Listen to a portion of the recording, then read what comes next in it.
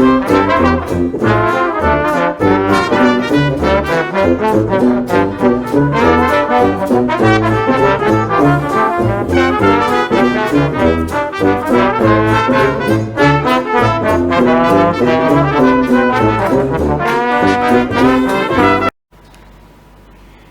selamat sore teman-teman semuanya. Balik lagi nih di Ngobrol Kekinian bersama aku Rati Insani Putri. Dan di sini aku udah ditemani sama dua teman aku, ada Ririn dan juga Raihan. Halo, Oke, selamat datang Ririn, selamat datang Raihan.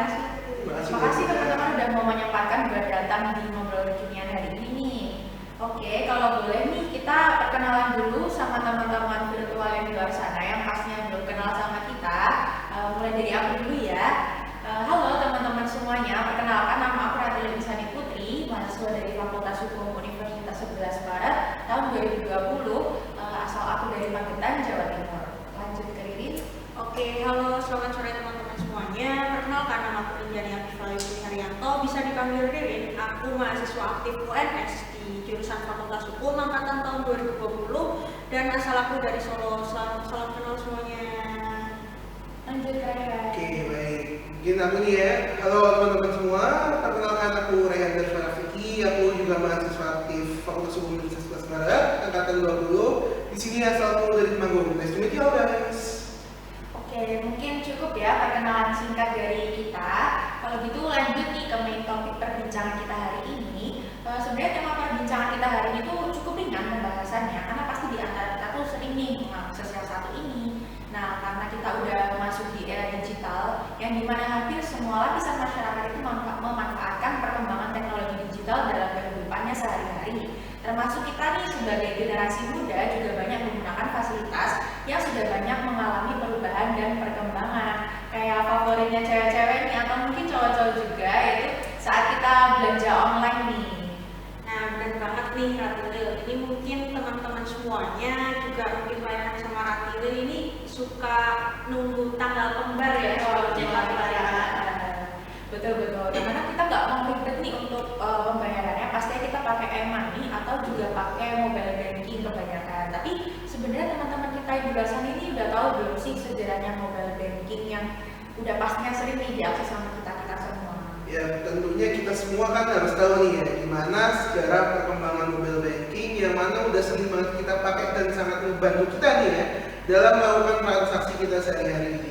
Benar banget Raihan. Jadi kita sebagai generasi muda, khususnya penikmat perkembangan teknologi ini, khususnya m-banking ini juga, kita sebenarnya tuh harus tahu lah gimana sih latar belakang m-banking ini bisa muncul dan akhirnya berkembang di Indonesia. Benar-benar. Nah, kalau misalkan setahu aku pribadi nih ya, mobile banking itu adalah salah satu hasil dari perkembangan teknologi dalam dunia perbankan yang mengacu pada pengiriman dan penggunaan layanan keuangan perbankan dengan bantuan HP atau smartphone dan juga sebagai solusi instan juga cepat untuk masalah mereka melalui menggunakan teknologi itu sendiri. Nah, jadi kita nggak perlu ribet-ribet lagi nih keluar rumah kalau misalkan mau melakukan transaksi ataupun belanja-belanja online. Iya, benar banget Ratil. Jadi sekarang ini tuh bahkan hampir semua platform digital yang berhubungan dengan transaksi itu tuh misalnya kayak situs belanja online, situs pengiriman barang, situs pembayaran listrik, maupun situs-situs lainnya itu sudah memanfaatkan transaksi yang bisa dibayarkan melalui m-banking itu sendiri. Nah, terkait ini guys, sebenarnya fun fact aja nih. Mobile banking ini kan masuk ke Indonesia itu tahun 2000-an nih. Cuman sebenarnya dunia itu udah mengembangkan mobile banking ini tuh sejak tahun 95. Karena pada saat itu bank-bank di seluruh dunia nih, khususnya di Eropa, ingin menambah minat atau kepercayaan nasabahnya itu melalui pemanfaatan teknologi, sehingga timbullah pemanfaatan internet banking atau bank internet yang mana kemudian akan menjadi cikal bakal m-banking yang akan kita gunakan saat ini. Nah, berarti kalau berdasarkan penjelasan dari Raihan nih ya, m-banking itu kan mulai berkembang di Indonesia sekitar tahun 2000-an. Ya berarti kan sekitar seumuran kita lah. Ya, sekitaran 20-an gitu. Lumayan lama juga ya ternyata berkembangnya m-banking di Indonesia ini. Nah, tadi kayak tadi yang Raihan bilang nih, kalau misalkan m-banking kan udah mulai dikenalkan di Indonesia sejak tahun 2000-an. Kalau dari Raihan atau Ririn sendiri nih, sekarang kalian udah pakai m-banking atau belum? Kalau misalkan pakai m-banking itu kira-kira dari kapan sih? Oke, kalau tidak dulu ya, sebenarnya kalau ngomongin tentang kapan aku menggunakan m-banking itu sebenarnya aku hitung baru nih guys. Karena kalau misalnya kita lihat tuh M-Banking itu aku mulai pakai itu waktu kuliah, dan dengan dasar atau dengan dalih bahwasanya aku itu baru bisa ngatur finance itu pas waktu itu, dan kebukti nih sampai sekarang aku masih pakai M-Banking dan benar-benar digunain dengan fitur-fitur yang ada di M-Banking saat ini. Kalau itu dari Rini gimana? Nah, kalau dari aku sendiri sih hampir sama kayak Rehan ya. Aku mulai daftar M-Banking itu mungkin sebelum lulus SMA kali ya, dan sebelum mulai pandemi juga. Dan alhamdulillahnya dengan aku mendaftarkan M-Banking itu sebelum pandemi, jadi selama pandemi yang kita pembatasan sosial itu dilarang keluar rumah, itu tuh kalau misal aku belanja kebutuhan sehari-hari itu bisa di rumah dan barangnya itu bisa langsung sampai di rumah juga. Jadi lebih gampang ya. Terus tadi seperti yang Rayhan dan Ririn bilang nih, kan kalian berdua ini udah sering banget mengakses M-Banking ya. Nah, selama teman-teman pakai M-Banking ini sendiri tuh ada nggak sih keuntungan atau dampak positif yang teman-teman dapatkan selama memakai mobile banking ini? Mungkin dari aku dulu ya. Kalau dari aku sendiri tadi yang udah aku jelasin itu mungkin selama pandemi itu ya, karena efek dari pandemi itu yang kita dilarang keluar rumah, kita harus stay di rumah, dan kita ada pembatasan sosial juga. Jadi selama aku pakai M-Banking ini, kalau misal aku belanja kebutuhan sehari-hari kayak misal mungkin belanja pakaian, belanja kebutuhan rumah, belanja skincare khususnya, itu tuh aku nggak perlu repot-repot buat keluar rumah buat pembayarannya. Jadi misal aku di rumah buka aplikasi M-Banking itu udah auto kebayar kan ya, dan barangnya juga bisa sampai di rumah gitu. Kalau Rayhan nih, dampak positifnya pakai M-Banking sendiri? Oke, mungkin kalau dari aku nih ya, sebenarnya kurang lebih sama ya. Cuman karena lewat M-Banking ini hampir semua transaksi yang berkaitan dengan kehidupan sehari-hari itu bisa kita laksanain lewat satu device nih, baik itu mau transfer antar bank, intrabank, pembayaran virtual account, recharge di wallet. Bahkan kalau misalnya kita lihat saat ini, pas lagi ngetren-ngetrennya QRIS, di mana kita bisa melakukan transaksi dengan scan QR itu, M-Banking yang support ini juga bisa mempermudah kita dalam transaksi tersebut. Jadi tinggal scan QR code saja, transaksinya udah centang hijau gitu. Jadi sangat gampang banget ya. Sebenarnya aku pribadi ini juga sangat amat terbantu dengan adanya M-Banking ini, karena gampang banget dipakai di mana-mana, mau di dalam rumah ataupun di luar rumah. Tapi kadang dalam pemakaiannya ini tuh aku tuh sering miss gitu. Maksudnya kadang ada beberapa transaksi yang gagal, tapi di riwayat transaksinya uang aku tuh udah berkurang. Jadi aku tuh butuh untuk menghubungi dari call centernya langsung untuk mensinkronkan antara riwayat transaksi dan jumlah uang yang ada di rekening aku gitu. Jadi ya ini pengalaman kurang enak ya dalam menggunakan mobile banking dari aku sendiri. Kalau dari Ririn atau Rayhan, ada nggak sih pengalaman yang kurang mengenakan juga dalam pemakaian mobile banking ini? Mungkin dari aku dulu kali ya. Kalau mungkin hal-hal yang dialami sama Rafil kayak gitu sih sebenarnya wajar ya, karena mungkin karena mobile banking ini terlalu mudah, terlalu instan dan gak ribet juga dalam pemakaiannya. Jadi mungkin agak rawan juga dalam hal-hal dari sisi negatifnya. Tapi alhamdulillahnya juga aku belum pernah ngalamin hal kayak gitu. Tapi di semester ini tuh kebetulan aku ngambil mata kuliah tindak pidana teknologi informasi. Nah, mungkin ini sharing ke teman-teman dari semuanya juga buat Rafil sama Rayhan, untuk menghindari hal-hal kayak gitu. Itu mungkin kalian bisa sering-sering ngecek antara informasi yang ada di mobile banking dengan informasi yang dipegang sama pihak bank. Apakah informasi itu sinkron atau enggak. Jadi biar apa ya, kayak hati-hati aja buat teman-teman semuanya, jangan terlalu percaya informasi yang ada di mobile banking itu sendiri. Ya benar, sebenarnya kalau misalnya terkait dengan pengalaman negatif sih, kalau aku dari sendiri sebenarnya nggak terlalu ada yang signifikan. Cuman kalau misalnya ini boleh sharing-sharing ya guys, sebenarnya sempat ada suatu kejadian di mana pas aku pertama kali dengan M-Banking itu sempat kaget karena ada yang namanya sistem keamanan otomatis, yang mana itu terkait dengan pergantian PIN berkala, yang mana server bank itu meminta input nomor rekening sama nomor buku tabungan. Nah, karena waktu itu aku baru pertama kali, sebenarnya aku sempat kaget nih ya, cuman alhamdulillah bisa teratasi dan itu memang valid dari server banknya. Kalau bisa kita lihat di sini, sebenarnya kalau misalnya kita gali lagi, ini kan sebenarnya kesalahanku sendiri ya, ini user error, karena kesalahan dari penggunanya. Dan sebenarnya merupakan suatu sistem yang bagus juga sebenarnya kalau sistem keamanan bank itu ada sistem penggantian PIN berkala. Sehingga kalau misalnya dari kasus ini, pesan ke teman-teman aja,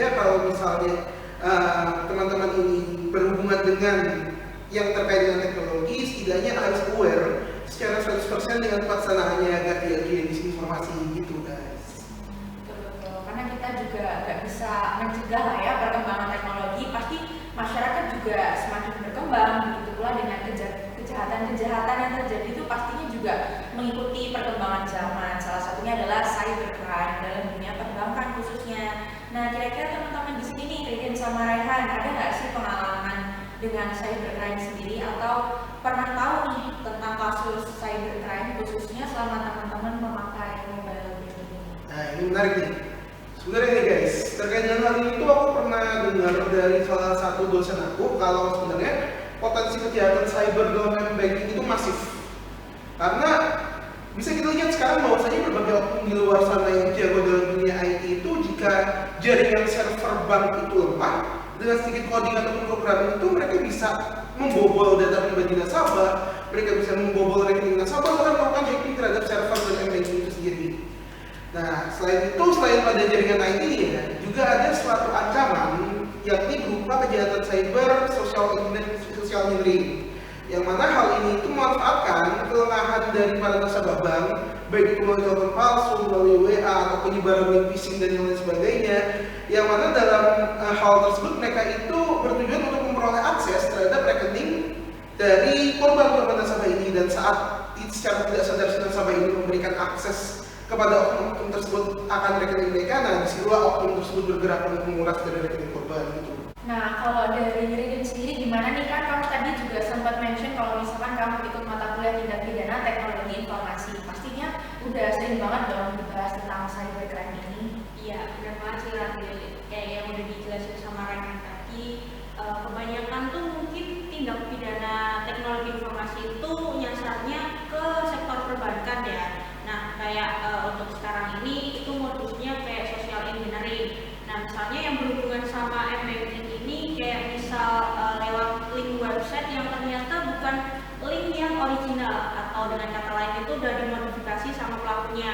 Nah, biasanya dari link-link ini tuh yang makan banyak korban.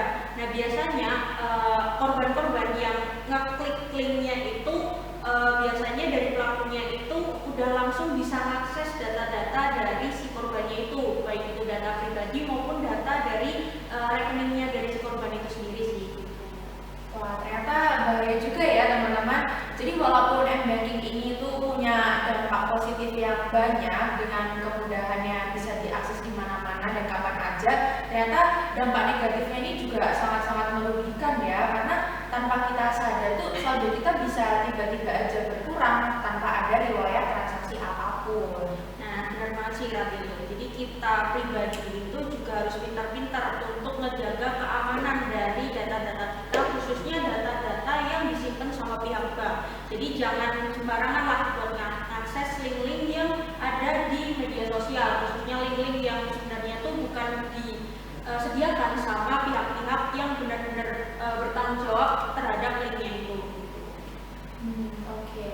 Ngomong-ngomong soal cybercrime sendiri nih, kayak yang udah disinggung sama Rehan, aku sempat baca di salah satu media online kalau misalkan belakangan ini lagi marak banget kasus sosial, kasus itu yang modusnya itu social engineering. Nah, buat teman-teman yang mungkin masih belum tahu apa sih social engineering itu, jadi social engineering itu adalah source chain atau tindakan memanipulasi seseorang dengan memanfaatkan kesalahan mereka untuk memberikan data atau informasi yang sifatnya rahasia.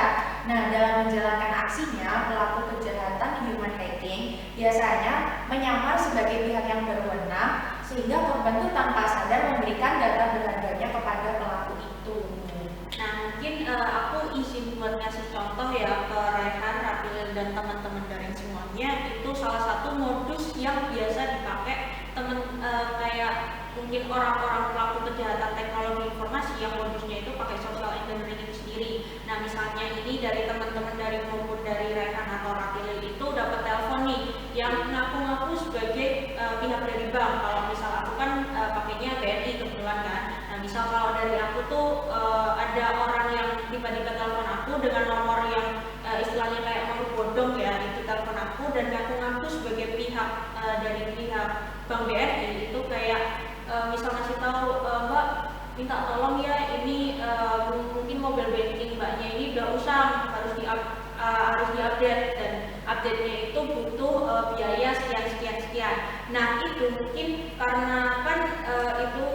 bahasnya tentang saldo di rekening ya. Jadi kayak misal dari kita kan kayak auto panik nih kalau misal udah bahas tentang saldo di rekening. Nah kita dari kepanikan kita itu mungkin kita tanpa sadar itu bisa kayak ngasih tahu tentang password ataupun nomor rekening dan lain sebagainya dari akun bank kita.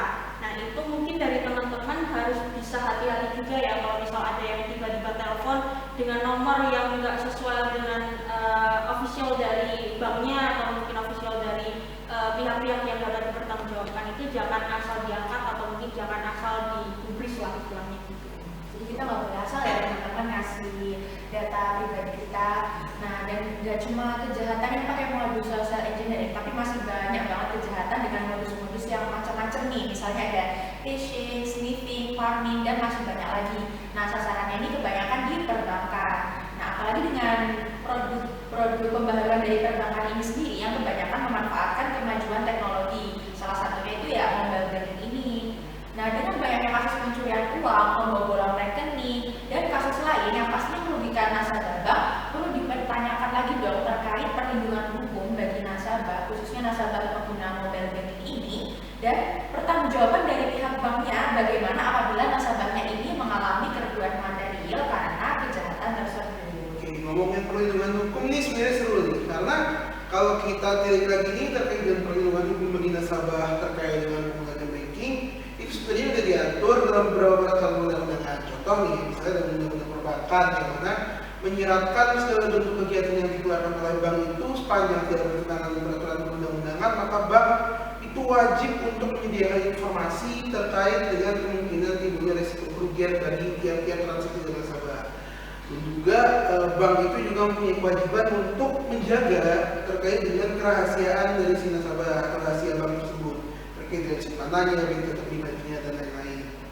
Pun kalau misalnya kita lihat ya peraturan yang terkini itu sebenarnya sudah ada peraturan BI yang mana ngebahas tentang perlindungan konsumen dan masyarakat dalam sektor jasa keuangan. Karena dalam PBI ini itu mengatur mengenai perlindungan konsumen di sektor perbankan, salah satunya adalah di banking itu sendiri. Nah mungkin aku izin sharing aja ya ke teman-teman dari semuanya, ke Rekan sama Ratil. Sebenarnya dasar dari perlindungan hukum itu ada dua ya, ada perlindungan hukum dari perlindungan hukum represif dan perlindungan hukum preventif. Nah mungkin yang dijelasin dari Rekan tadi itu lebih ke arah perlindungan hukum yang preventif, yang istilahnya itu kayak mencegah sebelum terjadinya tindak pidana itu. Tapi kalau untuk dari perlindungan hukum represif itu sendiri itu lebih ke arah menanggulangi dari tindak pidana itu setelah tindak pidana itu terjadi. Nah ini mungkin salah satu contoh dari perlindungan hukum represif bagi pengguna mobile banking itu ada di Peraturan Otoritas Jasa Keuangan Nomor 18 Tahun 2018 tentang layanan pengaduan konsumen di sektor jasa keuangan, khususnya di sektor perbankan itu sendiri. Nah di sini OJK itu mewajibkan pelaku usaha jasa keuangan, di sini istilahnya sektor perbankan itu, untuk menyelesaikan pengaduan yang diterima dari nasabah selaku konsumen jasa keuangan. Itu sih Ratilio. Itu kalau misalkan yang dijelasin dari tadi kan itu dari segi preventif ya. Ini kalau misalkan dari represif mungkin bisa aku jelasin. Itu bagi nasabah itu melalui lembaga alternatif penyelesaian sengketa perbankan Indonesia. Nah prosesnya itu bisa pakai mediasi, adjudikasi, dan arbitrasi. Kemudian juga bisa melalui pengadilan negeri. Ini biasanya dilakukan dengan pengajuan gugatan perdata. Nah jadi sebenarnya ini sudah cukup ketat ya teman-teman mengenai perlindungan hukum di Indonesia mengenai mobile banking ini. Nah menurut teman-teman yang di sini nih, Naihan dan juga Ririn, gimana sih caranya biar kita dan teman-teman virtual yang ada di luar sana itu terhindar dari cybercrime selama menggunakan mobile banking ini? Mungkin dari aku dulu ya. Ini mungkin saran aku buat teman-teman semuanya, khususnya teman-teman daring, itu bisa lebih hati-hati kalau misal teman-teman itu buka sosmed, karena di sosmed itu kan banyak banget ya link-link yang enggak, istilahnya link-link ilegal yang berseliweran lah di sosmed. Nah mungkin teman-teman itu kalau misalnya main sosmed jangan asal ngeklik link-link yang istilahnya enggak dikeluarkan dari pihak-pihak yang berwenang atau pihak-pihak yang dapat dipertanggungjawabkan. Nah misal kayak teman-teman itu buka di Twitter tuh kan pasti banyak banget link-link ilegal yang bisa kita akses kapan aja dan di mana aja. Nah mungkin teman-teman jangan asal ngeklik link itu, khususnya kalau misal link-link itu yang berhubungan tentang pihak-pihak di sektor perbankan. kalau gitu mungkin dari saranku izin nambahin nih ya. Pada teman-teman semua, benar apa tadi. Jadi teman-teman ini perlu make sure dulu nih. Kalau nemuin link yang kayak tadi, make sure apakah link tersebut benar-benar link asli yang dibuat oleh admin server dari bank tersebut. Mungkin bisa menggunakan dari menghubungi call server terlebih dahulu, atau mungkin bisa dengan mengecek dari situs resmi dari banknya. Apakah link tersebut benar-benar terdaftar? Ataupun kalau bisa kita bisa mengidentifikasi apakah link tersebut merupakan link phishing atau tidak. Jadi cara mengidentifikasinya adalah dalam link phishing tersebut, apabila dalam link tersebut meminta nomor rekening serta PIN, jelas itu adalah link phishing. Karena mengapa? Di sini karena bank itu tidak akan mungkin meminta rekening serta PIN dari nasabah, sehingga apabila menemukan hal seperti itu, ada baiknya apabila dilaporkan seperti yang dikatakan tadi. Oh betul. Jadi teman-teman, kita nggak cuma sebagai penikmat mobile banking aja ya, tapi kita juga harus hati-hati dengan maraknya kejahatan-kejahatan di luar sana itu yang bisa tanpa sadar mengambil data pribadi kita. Nah mungkin kayaknya cukup sekian sih perbincangan kita hari ini mengenai mobile banking. Semoga teman-teman bisa mengambil ilmu yang bermanfaat dari apa yang tadi kita obrolin bareng